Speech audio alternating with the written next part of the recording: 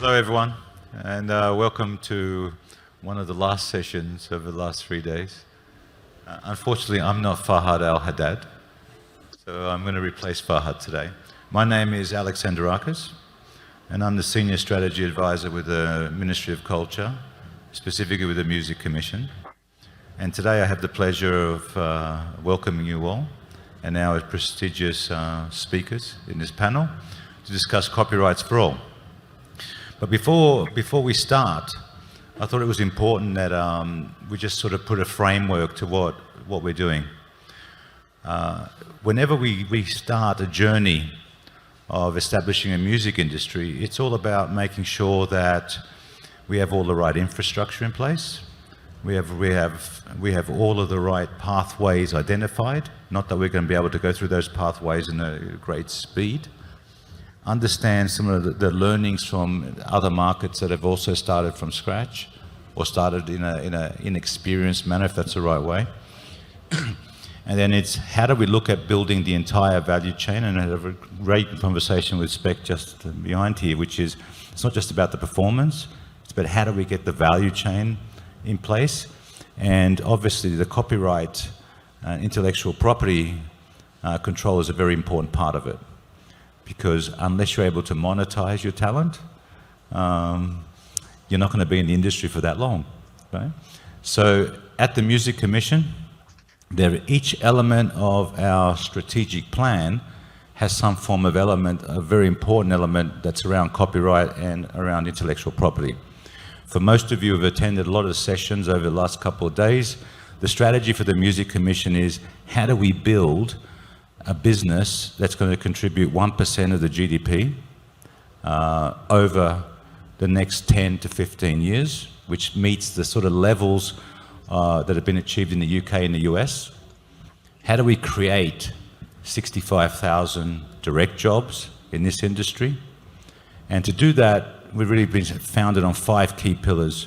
One is education, and the education component in terms of what we want to do with copyright intellectual property law is even a thing like how do we re-educate lawyers to be able to take on entertainment law, intellectual property rights law for the artists and the businesses. The second part is production, which again has a very strong element of how do we have right protection. The third is performance. The fourth is advocacy, and how do we promote this industry. And of course, the fifth element, which is very, very important in terms of our governance, our regulatory structure, is around copyright and intellectual property rights. And on that, not just on licensing, but it's also on how can we make sure that we have the right system, legal system in place that allows for that monetization. So it's a discussion, ideally with both of my physical panelists here and our virtual panelists. It'd be great for us to start a conversation and have some feedback from the group as well who are in the crowd. So if I could start with Spek. Spek, who is the founder of PopArabia and the rights owner and an artist and a person who's leading change for artists within the region. The question I've got for you, Spek, is how do you help artists understand actually what the value is in protecting their copyright? Well, I don't think that's ever something that stops, you know.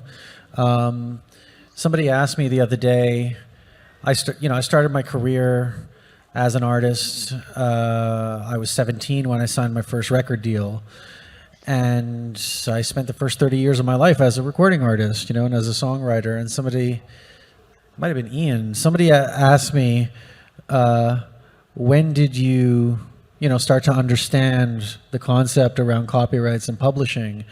And it's a really good question because I know I didn't understand it at the beginning. You know, for the first few years of my career, certainly, I, like any artist, sort of signed whatever you put in front of me and just assumed that it would all work out and that the manager that I had, I could trust. And, it took a while to really, unfortunately, like many artists, I had to go enter into contracts that were terrible and find out later and, just I was really focused on the music, you know. I don't think that, I think that nowadays things are a little bit different, you know. I mean, I'm saying, you know, I'm sort of indirectly saying how old I am, but I mean, there was no internet when I was 17, you know, so it wasn't very easy to find information on the subject. I had my first management contract actually put in front of me when I was 14, you know. I remember going to a lawyer with my father, and it wasn't necessarily an entertainment lawyer. They couldn't make heads or tails of the agreement in front of me. So my point is that it was a different time. I think right now it's quite a bit different. It's a lot easier to get decent information online. There's a lot of the music industry trade organizations with a lot of really, you know, great information on their websites or on the websites of rights organizations and so on. I think it's incumbent on the artists these days to actually have a bit of a business brain to understand the rights involved. Otherwise, you know, I think the most successful artists, I think the common trait that we see with a lot of the most successful artists is that they've done some part of their process has been to learn about how to manage their rights, how to manage their catalogs, and really understand the industry. And I don't think that ever stops. There's an education component in any industry that we're building. In a place like Saudi Arabia, where there's, you know, there wasn't historically a music industry, so there's going to have to be a lot of education that continues and, you know, is a part of any industry. So, you know, you've got the, you know, the labels and the publishers and the rights organizations, but you also need educational initiatives so that people can learn to, you know, develop skill sets in some sort of way. And I think that that's where, you know, it's just a part of any component of a thriving industry. That's a good, thank you. I wanted to ask a question. I'm going to ask you this question purely from a naive perspective. But how engaged are the record labels and the publishers in explaining your rights to you when they come to sign you? I don't think most labels and publishers see it as their role to educate you.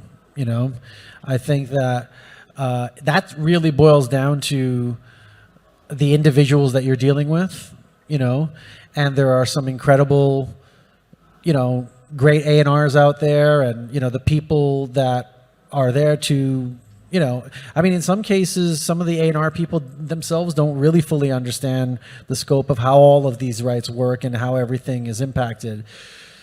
But I can say, you know, we've got two organizations. We've got PopArabia, which is a label and now a publisher, and we've got ESMAA, which is a rights management entity, a rights organization in the Gulf. You know, on the PopArabia side, when we're signing artists and we're developing new artists that we're signing to the label or the publishing company, we spend a great deal of time explaining how rights work to the artists that we work with. And, you know, in fact, I think in every deal that I've done so far, we go through it clause by clause with any of the artists that we've signed in the Arab world. But I don't think that's the norm. That's great. Thank you for answering that honestly. Alphonse, welcome to the discussion. Thank you. Alphonse is the president of International Music Council and the Swedish Songwriters and Composer Association. And the question I've got for you, Alphonse, is why are copyrights important for the creative economy, and what value do they deliver to society? Thank you, and thank you for having me. Well, you didn't spare the easiest questions for me, that's for sure. But I will do my best. So, copyright, we'll have to remember, was really intended to be an incentive for creators to create more. And that's good for creators, it's good for the audience or consumers, and it's good for society. So copyright is really a legal construct, but it's an extension of the right of property to ideas once they have been expressed and become works. So it's a legal recognition of the importance of creation, not only the economic one, but it's also importance of authorship, since it also includes the moral rights, that is, the right for an author to be attributed to a work, and that creates recognition. And recognition can build careers, and with successful careers come revenues. And this also for the creator, for its collaborators, publishers, or music companies. Well, you get it. So copyright provides, I would say, an additional motivation for artistic endeavors, a market-based reward. And the content is what feeds the whole value chain. So sometimes we refer to different sorts of revenues from copyright or royalty flows, and others will be live performances. But all of this emanates from the creation, and the copyright makes it possible. It can give a guarantee of exclusivity, which is very important for someone licensing it, because it can give you a competitive edge that you have the right to use a certain music. And with that, we actually have a competition on value that music gives, rather than if we didn't have copyright and everyone would try to sell the same music, because then they would probably compete in having the lowest price instead. So, and this also, copyright is really a tool and a vehicle that makes it possible to travel between different areas of usage and generating royalty over time, making it a sustainable business. So copyright makes it possible for those behind the music to share both risk and success of a project, film, song, or a game. And let's not forget that music is the one part of the creative industries that really, you can find it everywhere. You can find it in film, you can find it in games, or any of the creative industries. So copyright is what takes creativity to industry. And before I end, just to explain a bit, and an industry, I would say, is far beyond also only a streamed song, for example. An industry that actually can attract tourism. It builds bonds and cooperation with others, and it can help depicture a country or a region. And I'm for a very small country in Scandinavia, Sweden. But we are the second biggest net exporter of music in the world, and what some call the Swedish music wonder, thanks to talented colleagues of mine like Max Martin or ABBA. And it brings famous artists to collaborate in Stockholm or Sweden. Tourists come to the ABBA Museum, and this in turn inspires a new generation through education to take over from the previous generation. And let me just end by saying that ABBA's Björn Ulvaeus and Benny Andersson themselves say that they owe their success to copyright. So who are we to disagree? Thank you.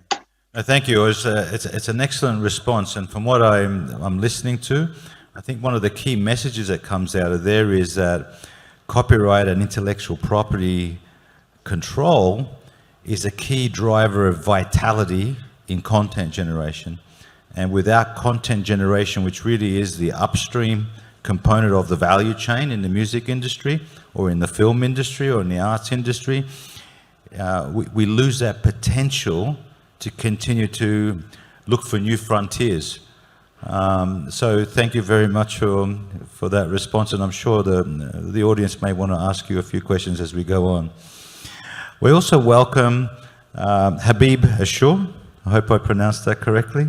And Habib is from SASUN, the Collection Management Organization. So the question I've got for you, Habib, what are the challenges in implementing new copyright legislation in these emerging or new frontier markets, specifically in the music industry? Well, thank you very much. It's great to be here today from Paris to Riyadh live. I will not repeat all the very intelligent things I heard until now from you and Spek and Alphonse. This is very true, and you explain why the copyright is so important to all. The CMO I work for, the Collective Management Organization, SACEM, is here to say how we can analyze that value chain, how we can, from the collection of the rights to the distribution of the rights, identify the works in between. And this is very, very complicated. We represent in the world almost 200 members. These members are songwriters, they are composers of music, they are lyricists, and they are here at SACEM. They belong to a CMO like us to have their rights protected, and for us to collect their rights on the digital platforms and also on the physical events, festivals, and venues. So the fair remuneration of these artists is the most important thing. As Alphonse said, we are in a content economy. The creative economy is a content economy. And until now, there's been what we call a value gap, a huge difference between the revenue generated by the platforms and the revenue that is allocated to the creative sides, to the content creators. So this has a huge importance, and we must focus on that and say that the value of the content creator, that can be music. Music represents 80% of the copyright collected in the world. So music is everywhere, as Alphonse said. So today, the ability to collectively manage the right is really a critical component of any well-functioning creative economy. So this is why we are here. We are here to set a CMO that has impacts on all aspects of the ecosystem of the music business. I want to ask you potentially, again, a little bit on the controversial side. Is it a blessing or a curse that we in Saudi Arabia will start almost from scratch? Oh, it's a blessing. It's really a blessing. It's much easier, I think, even if a real challenge to create a CMO from scratch. And I was very interested by the presentation of SAIP, the Saudi Authority for Intellectual Property, 2 days ago. They explained very clearly all the roles that the CMO would have in Saudi Arabia. And this is a key aspect of the regulation and also on the collection of the rights. And this is also a tool that will allow young musicians. We've been talking about education, and Spek is right. The labels and publishers are not there to explain how it works to young musicians, young and the new coming generation. But the managers are there to explain to their artists. And managers also have to be educated and be able to explain how it works. This is a complex world. The world of the music rights is complex, maybe the most difficult in the music industry.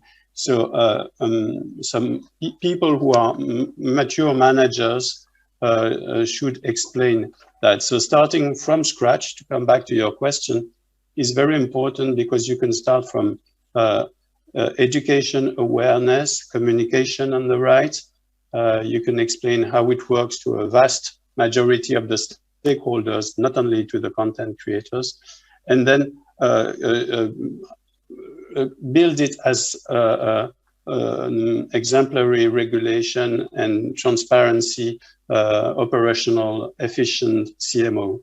When things have started badly, this has been the case in some countries in this region, it's very difficult to come back and rebuild. I think it's easier to build a brand new collective management organization. Thank you. Well, Iain Kemplay is also here, and Iain is with ESMAA. So Iain, the question I've got for you is, how do CMOs benefit artists and creatives? Yeah, so just to explain a bit more, I was at PRS for Music, the UK music rights organisation, for many years. So I have that yeah, a couple of decades of experience there working within that PRO environment. When I was working there, I remember one of our CEOs a long time ago, he was asked to sort of characterize, what CMOs do, what PROs do, and their value within the music marketplace. And his characterization was quite interesting. It was quite reflective. And he said that he saw organizations like PRS as nerdy but needed. And the interesting thing I think about that is that there's an awful lot of people within the music industry who, for various reasons, don't necessarily fully appreciate the rights that they own. As Spek was explaining, when he was an emerging artist, he was more interested in performing, he was more interested in creating music. And I mean, over time, I've come across many people who've been artists, and that's frequently been the case. They were more interested in just being musicians, in touring or playing music and writing. And it was only at a later date that they really come to maybe understand and appreciate the rights that they had themselves and that they've been given under law, which are of value to them in many ways, not just economically, but in relation to sort of paternity rights and control in the way that music can be used. So CMOs can, there may be some people who, at a writer level, are really keen to understand how their business works and to get heavily invested in how that works for them. But basically, CMOs can do that for them and allow them to be creatives and to concentrate on doing that. And when a CMO works well, it has the ability, as Habib will know, to, it's got a negotiating weight when it's dealing with people who use music, and it represents thousands, hundreds of thousands, often the music rights owners, and millions of copyrights. And so it has the ability to license effectively, and through using technology, through using data to collect money and pay it out and make sure it goes back to those people who to own the music. And for them, that monthly or quarterly statement they get and money they get put into their bank account is effectively, many of them, it's their bread and butter, it's their monthly salary. Thank you.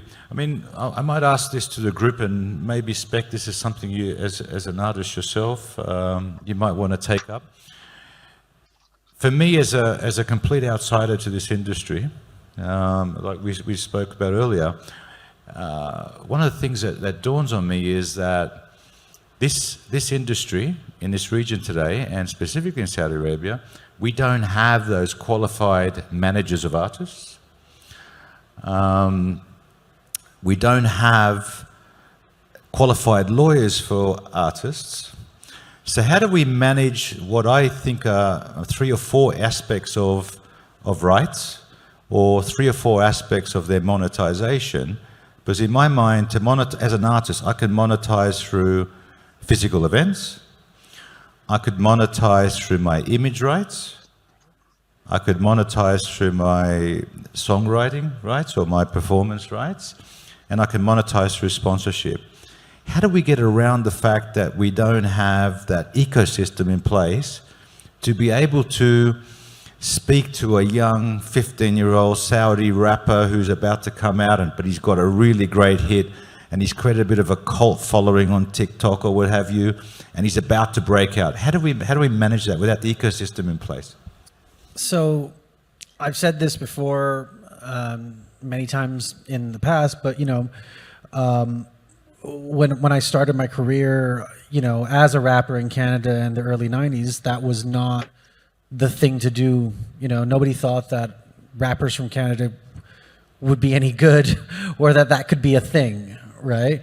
And at the time, there was sort of almost like, parts of an ecosystem, right? So you had a lot of creative talent, but you didn't have great managers because the managers were, like, as you say, weren't particularly educated.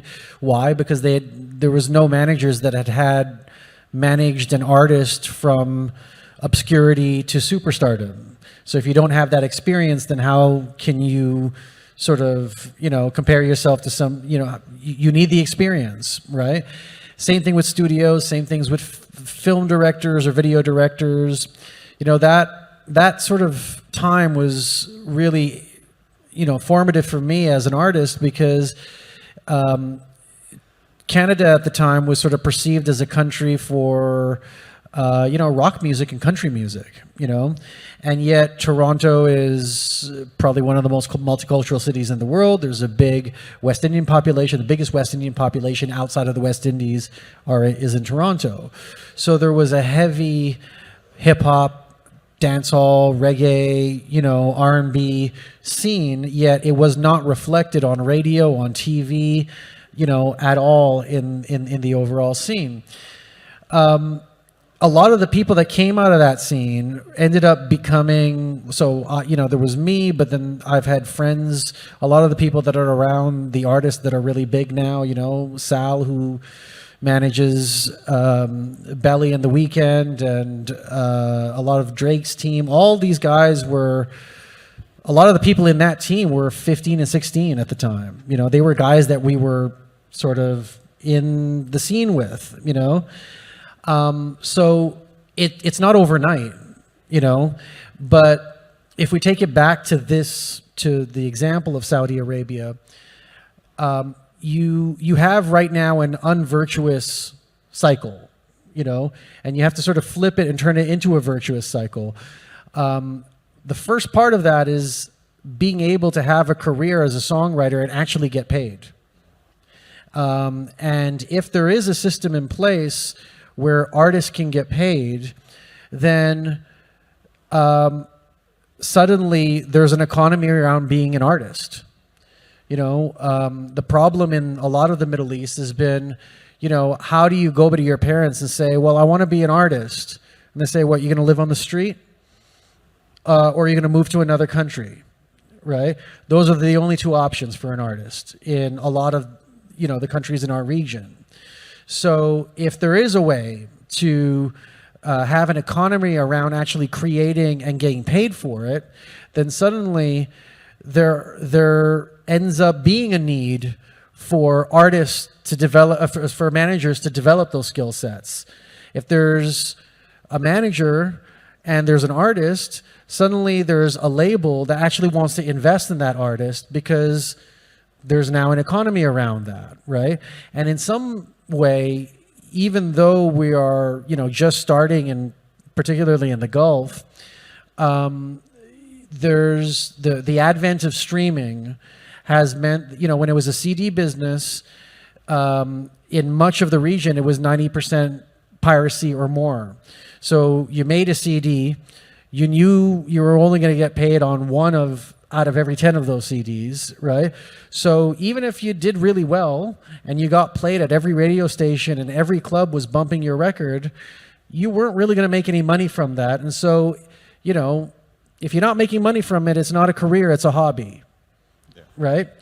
And so once you create an ecosystem where you can actually get paid, the skill sets around that in the periphery around an artist's career start to come in, so we used to call him Little X. He's now called Director X. He's like the biggest film, video director in America.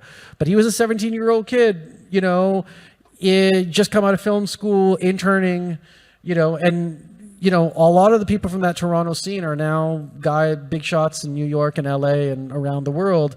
But so I see a similar thing happening here. If we can create a system where artists and songwriters can get paid, then the pieces of the puzzle will naturally start to fall into place.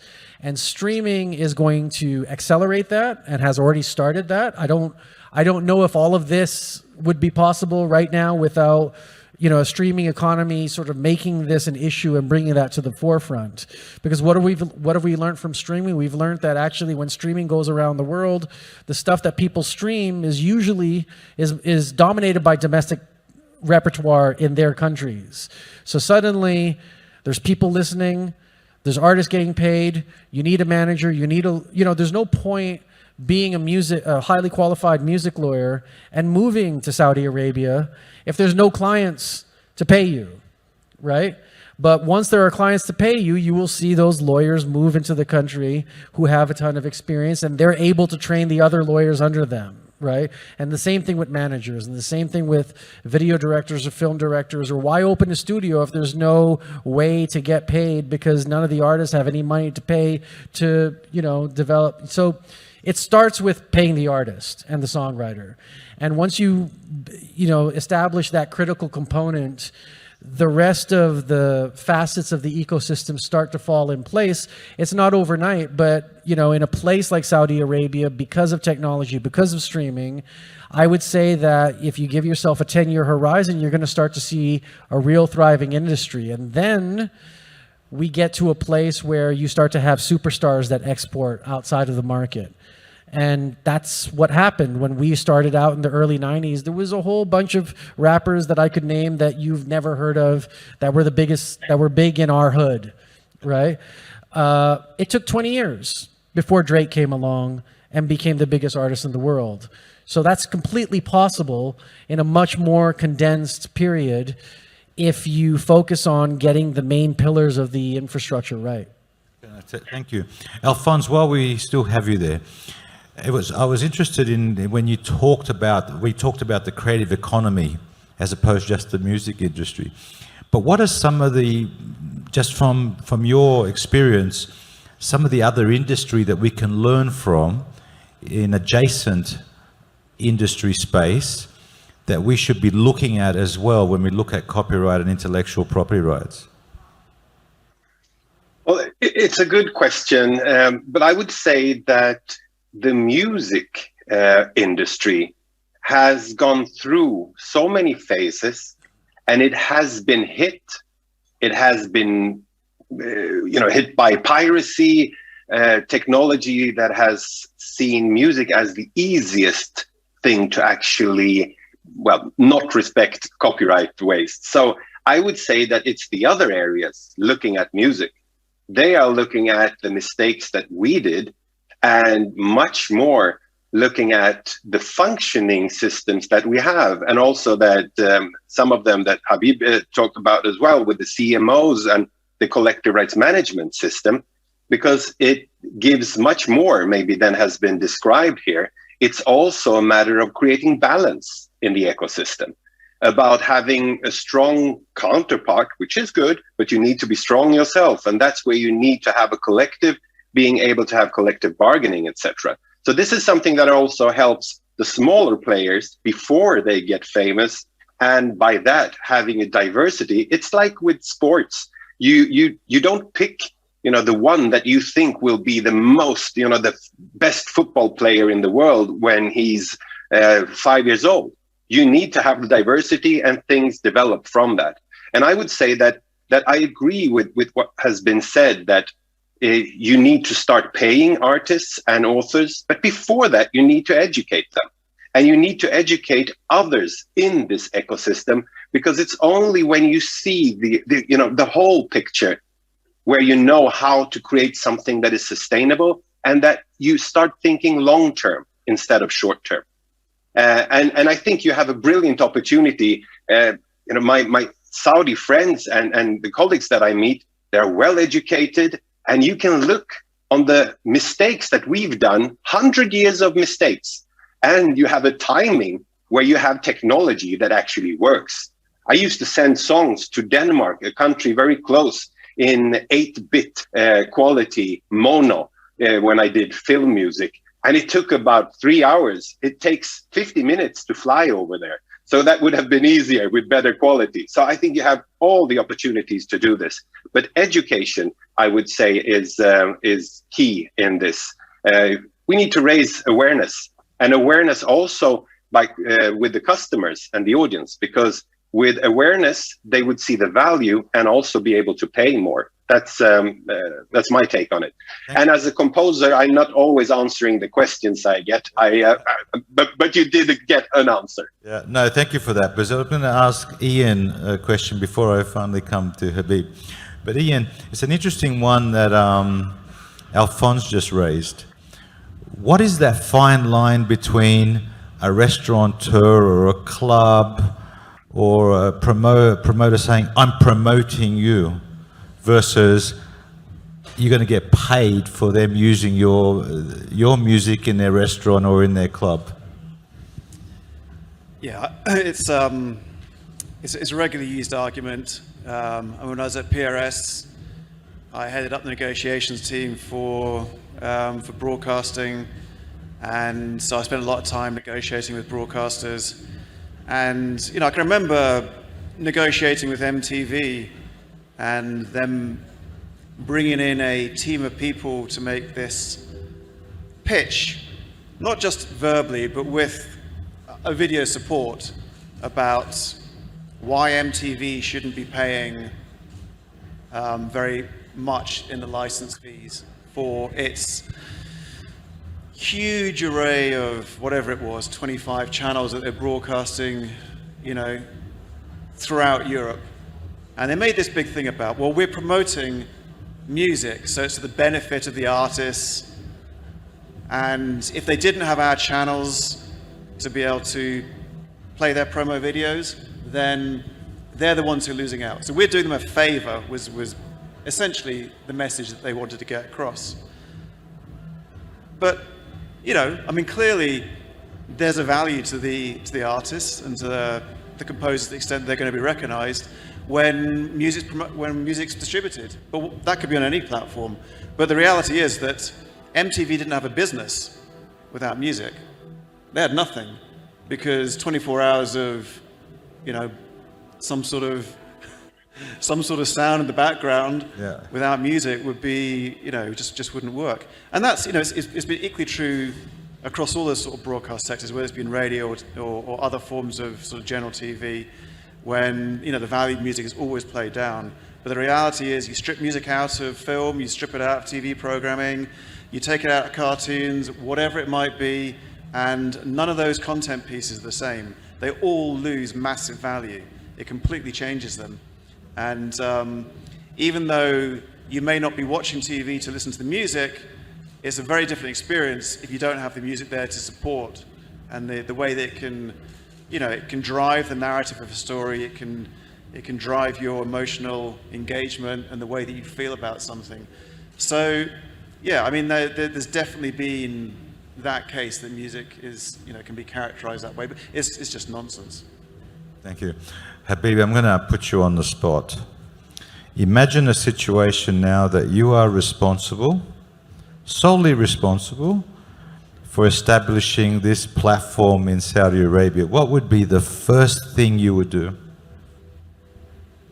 Wow, there are so multiple roles of a CMO in a burgeoning country like Saudi Arabia today, that this will be very difficult for me to do one thing. But I think I will communicate, speak, create awareness. This is very important, not only towards the creators and artists who will need this information, but especially for the music users. Music users have to understand why they are going to pay to use the music. What's the music? What's this money? Where is this money going to? Iain was right. There's so many creations where you cannot imagine it without music, but it's not only creation, it's all in your everyday life. This is why we have such an impact on the everyday life. If there is no music in the supermarket, at the dentist, or wherever you go and spend some time in waiting rooms, we need music everywhere. In airlines, there's a huge need of music and audiovisual content. And so this is the music users we're going to see first. The radio station, explain them how it works. And this is what we would do first, create awareness and create a real conscience about what music is about. Thank you. It gives us great warmth and comfort that as an overall strategy in establishing the industry in Saudi Arabia, is that the key strategic pillars of the Commission's approach here have been covered. Whilst we've had a subject on copyright and intellectual property rights, we've actually covered aspects of education, we've covered aspects of production, we've really covered areas of performance. And when you talk about communication and creating awareness amongst users and radio stations and dentists, waiting halls, it's all about advocacy. And very important, obviously, is the operating model. So I'm really excited about this challenge. You know, like anyone who's up for a major challenge and wants to compete, I think we have a major challenge in front of us, but I think the intention is there. I think as we get more and more learning on what's important in terms of the operating model, the regulatory structure, and the governance at the core of it, the governance of how we go about establishing these new organizations, I think we've got a chance.